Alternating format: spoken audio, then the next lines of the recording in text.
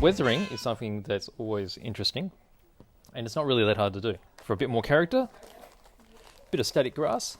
So a little bit of static grass, pop it around the tracks, or even across the bottom here, just to imitate walking through or going through grassy areas. Just a little bit will make all the difference. And then there's also woodland settings that make a whole variety of different foams and such.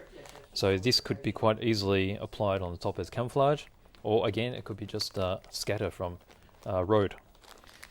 So there's some of the ideas that you could implement in this build.